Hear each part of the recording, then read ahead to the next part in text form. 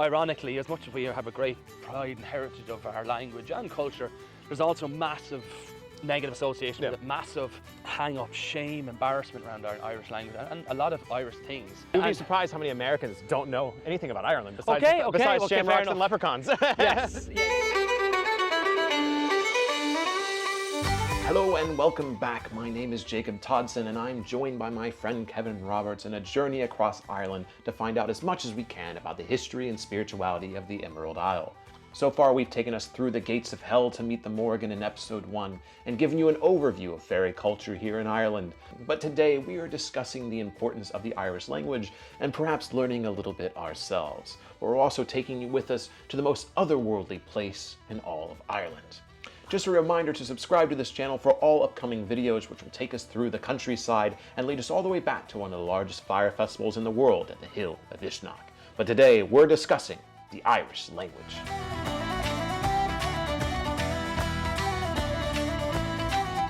I think really the goal of this video and this discussion is to show how much a language shapes reality, but also can give you a different look at the land, at the history, the mythology of a place you're in. And I think that's especially important in a place like Ireland. Definitely, definitely. And the more we drive around, they have signs on all the roads and everywhere is Irish and English. One, it helps to see them next to each other to figure out how the pronunciation works. But yeah, it's just it further develops that connection to the land and the people and the culture. The Irish language traces back its lineage to the early Indo-European migrations. With the usage of Ogham as a written system, early Irish language can be traced all the way back to the 4th and 5th centuries. The Irish language of Gaelic is also the basis of the Scottish language of Gaelic, and the unique language of Manx from the Isle of Man. The Irish language would long stay the predominant language of Ireland until around the 17th and 18th century, when the push for English to be a spoken language of trade and religion would come in the form of the English influence. This, tied with the discrimination of Irish people by the English, would lead to a massive decline in the Irish language, at least in the eastern half of the country. Despite this, the Irish language is still spoken by an estimated 1 to 2 million people in Ireland today, with a good effort to maintain the speaking of Irish, at least on the West Coast, where many schools still offer Irish classes, as well as teaching Irish as a first language as well. Now, Kevin does have a leg up on me when it comes to pronouncing the Irish words, if you haven't been able to tell already. However, neither of us speak it as a language. So for the sake of this series, we thought it would be best to find ourselves an Irish language teacher, which is what led us to Annette. My name is Annette Marie Murphy, and since I've been about 3 years of age or 4 years of age, my adoptive dad spoke a lot of Irish to me in the house. Now, he spoke other languages as well, but mainly Irish. So when I went to secondary school for 3 years, for some reason, I didn't like the Irish language. I had some teachers that weren't maybe the most enthusiastic. So for about 3 years, I had no interest in the Irish language. But when I was in fourth year, in about 1983, I had some fantastic Irish teachers, and my love of the Irish language came back again to me. From the minute you enter a primary school classroom, you have to do Irish, because it's kind of, the reason for that is so that people won't forget their native language, because for a long time the English and a lot of invaders in this country stopped people from using their native language, and they wanted to bring back a sense of belongingness and a sense of culture and a sense of connection with their native country. All right. The first word here is Tuatha De Danann, which means literally people of Dana. Tuatha De Danann. Tuatha De Danann. Very good, Kevin. Tuatha De Danann. Very good, Jacob. 1 for 1. The next word now is Anya, which means goddess of love. Anya. Anya, her name's Anna. Anna. And my name is Anna the Irish, so it might be derived from that. The next 3 words actually are Banba, Eru, and Fodla. And the word for a female god in Irish is Bandia. Bandia. Bamba. Yeah. And then what were the other 2? Eru. Eru. Where we get the word Éireann from, Éire, which is the Irish word for Ireland. Okay. So Banba, Eru. Or Eru. And the other one is Fodla, not Fadla, but Fodla. Fodla. Like you're folding your clothes. Fodla. Now the next one is Bridget. Now I've also heard it pronounced as Breeged. Breed, well, like- breed, but in Irish they would say breed na Gael, the breed of the Irish, the British of the Irish. Okay. Breed na Gael, breed of the, that's it, of the Irish, yeah. They would say bridge or breed. You could either can be used. Yeah, both of them would come from the same source, I would imagine. Yeah. One of the things that I found interesting is that even someone who speaks Irish, the pronunciation can be difficult. Yes. It's not something that, like, you just become fluent in Irish and it's like, I can easily pronounce everything. Well, then there's also the Old Irish versus Modern Irish. With slangs and everything too. Absolutely, and dialect and Scots Gaelic is very similar because Gaelic culture in Scotland came from Ireland. Well, even the fact that you're saying Scots Gaelic and not Gaelic, Yeah. that's a point of contingency, is the fact that language is different everywhere and everyone has like a different flavor of it, especially in the Anglo-Celtic Isles. Yes. Which again, the fact that I just said Anglo-Celtic Isles, so Irish people, if you say British Isles, it's like, whoa, Oh, yeah, no. whoa, I think Anglo-Celtic Isles is a good way to not piss off people. yeah. Like the coded language is also a thing, because I know like Derry. Yeah. Derry used to be just Derry, Yes. but now it's Londonderry. Right. And so if you live in Londonderry and you call it Londonderry, you're showing that you're loyal. You're a Protestant loyalist. Yeah. Yeah. But if you say Derry, you're a Catholic Republican. Republican, Yeah. And it's so wild because Ireland's a very small place. I mean, we're seeing a lot of this country in just a short amount of time. And the fact that there's so much individual identity within the language, within the culture, within the people, and this small place is absolutely insane. What are some challenges people would often face when it comes to learning the Irish language?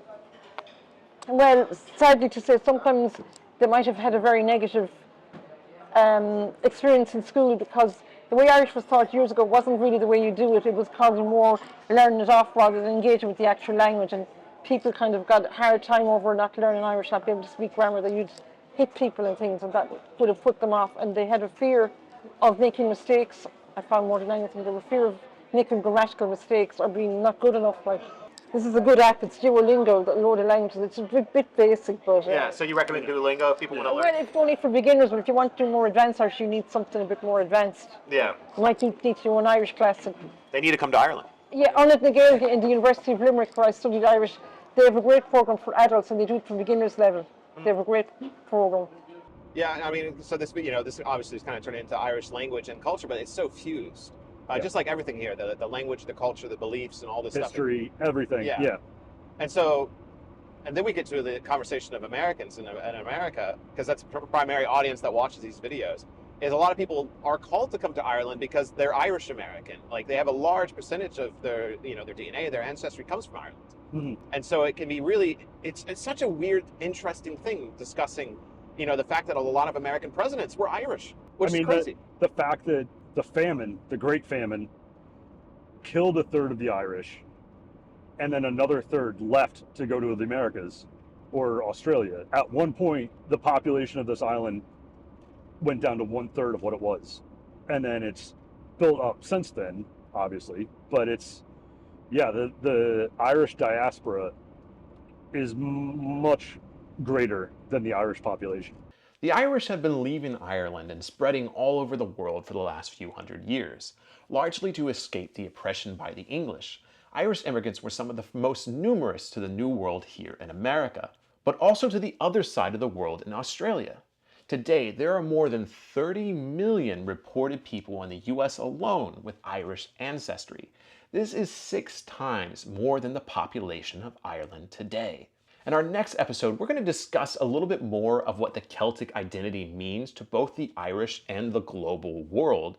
But for now, we wanted to share with you yet another excerpt from an upcoming episode with Connor, where he discusses the importance of the Irish language to the people of Ireland still to this day. So I'm Connor Rua. So thankfully, I'm very blessed when I live down the road. Yeah, a lot of the work I do now is I'm a meditation teacher, and my background is in psychology. I have a degree in psychology. But I suppose in the last few years, I had the pleasure of, when my son was born, I decided to raise him through the Irish language. And that was, I think, the beginning of quite a special journey for me. Yeah. In which, I don't know, we were speaking previous, of how, like, a lot of us could go to seek connection of spirituality in the East. because it's been going for so long. But You mean like India or? India, yeah, true that, because maybe it's something that we can see and it's documented and whatnot. But true, kind of coming back to the Irish language was my way of coming back home, a sense of belonging, a connection maybe to the land here itself. And through that, then I've gone deeper and deeper, with the land here and such. So when you say you're raising your son true Irish, what was your upbringing then? Yeah, so far as the language and things? yeah, to be fair, I didn't just pick it up off the ground. I was lucky enough that I went to a Gael school, which is it's a primary school all through the Irish language. Are we going this way or up the hill? Straight up the hill. Straight up the hill. Okay. You'll see it, you'll see it all. And so it was something that wasn't very paramount in my life. It wasn't very passionate. It was just something I had. And that carried on through most of my school, but it was actually when I went to college then, because I do a lot of work around now some of the negative associations. I don't know, if you're not from Ireland, you probably wouldn't know, but ironically, as much as we have a great pride and heritage of our language and culture, there's also massive negative association with it, massive hang-up, shame, embarrassment around our Irish language and a lot of Irish things around our culture. So I started to dabble into that when I started bringing the Irish language into my work, or workshops and meditation classes. And that was where I started to go, okay, people have a lot of hang-ups about that. And then as I started exploring that, the idea of, I suppose, the after effects of colonialism. Yeah. And the idea of decolonization. So that's something I work a lot with now. Is And this is the colonization of England of Ireland, correct? Yeah, absolutely. Because you'd be surprised how many Americans don't know anything about Ireland besides fair shamrocks enough. and leprechauns. Yes, yeah. Now, it's funny, and we can talk a little bit later on. The whole of Irish history is actually about a story of invasions. Yeah. But specifically, you even have a book of invasions. We have a book with Laura Gabala, the Book of Invasions. It is the British colonisation of Ireland from. I would have started probably 12th century with Anglo-Norman, but it wasn't really colonialism as we know it, because a lot of them married, lived in, settled, married, spoke the Irish language. So it wasn't until probably the 17th century that started our idea of what we now know as colonialism. And I suppose the British. Yeah, maybe we'll wait here because I actually want to chat to you about something we can do before we enter. But yeah, of course. Anyway, so a lot of my work now is around that, specifically the Irish language, but how we can invite that more into our modern day. Yeah. And kind of let go of a lot of the shame and embarrassment we have around the Irish language, and understanding why we have that. And to make sense of the present, you kind of have to delve into the past a bit. Yeah. And I think even a lot of my workshops is, without being a boring history lecture, but it is having to make sense of actually how do we get here, And so I do a lot of work around that. And obviously the idea is, at the end of it, it kind of like, okay, that actually makes sense. Oh, that's why we have such hang-ups around it. And because you won't know, if you're from an outsider, you wouldn't even know. But not everyone is very welcoming of the Irish language. A lot of people want to eradicate it, think it's pointless. Yeah. But you'll see that around the world. It's the same principles around native cultures. That's how colonialism works.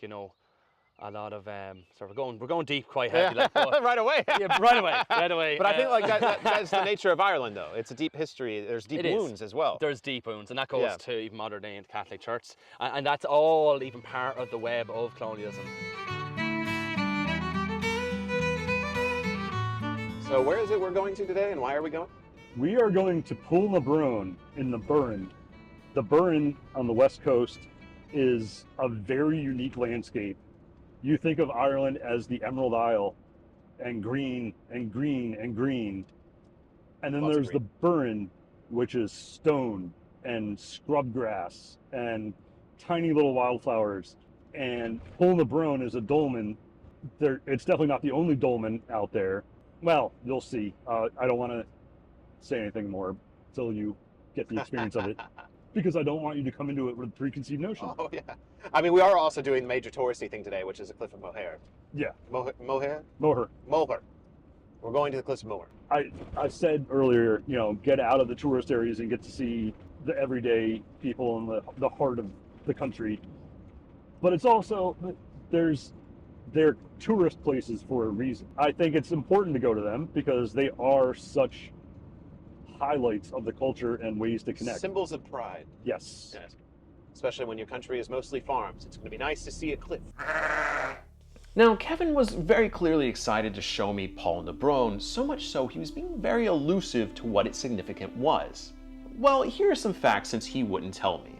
Poulnabrone is thought to have been made in around the 4th millennium BC and was once the final resting place for around 36 people. Study of the remains show that most of the people buried here did not live past 40 and lived pretty hard lives, giving us a look at the harsh reality of living as a Neolithic farmer. This site was also more than likely used as a meeting place for generations of people who would come here to bury and honor their dead. The actual structure itself is similar to many of the dolmens I have found across Europe, but the magic I believe Kevin was alluding to is not just from the dolmen itself, but the area here known as the Burren, which is strikingly different than the rest of Ireland's green forest and meadows. This place was hard, cold, and slightly creepy, and it definitely feels like it's from a completely different planet, and definitely not Ireland. And knowing what we're looking at today was probably quite similar to what the ancient farmers were looking at 5,000 years ago is something that definitely adds to the story and mythology of this crazy alien place. Some people wonder why I have such an obsession with ancient sites such as this and seeing them.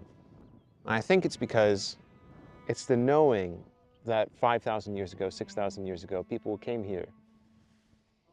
They built this site to bury their dead, and then would come here every so often for celebrations, for acknowledgement of the natural world. And here we are today, tourists, spiritual explorers, looking at these same places, feeling that energy, acknowledging that presence, not necessarily calling ourselves spiritual or pagan if we did it, but for those who do, those like myself and Kevin who come here to see places like this in a spiritual way, it can add that extra layer of understanding, much like the extra layer of understanding when it comes to the language of a place. And so when I think of Ireland, it's not a place I would consider home. It's a place I'm grateful to be in. But if I wanted to understand this land more, one way to do it for me is to look at the ancient sites and imagine what would have been done here in the past. But another layer that you can do if you wish to connect more to the spirit and identity of a place like Ireland is to learn its language, is to take that extra step, that commitment of time, resources, knowledge of life to learning the language of a land. You're going to connect more to the spirit of that land, even if you're not on it. And so I hope this video has inspired you to learn the language of the land, to learn the language of Ireland, if it's something that calls to you. And it's going to make you feel connected to places like this, to the land, to the spirits, to the ancestors, if you dive deeper into that language and into the history and culture of a place like here in Ireland. And if you want to continue to follow this series, Filmed Across Ireland, the next video is going to be discussing the Celtic identity, what this means, why it's a bad term, and how you can connect more to this identity of the Celtic, and just some information around that, of course, with more sites spread across along the way. So I hope you would join us for the next video filmed here in Ireland, trying to discover the spirituality of Ireland and what it means to connect to Ireland today. So thank you so very much for joining us, and we'll see you in the next video in this adventure across ancient Ireland.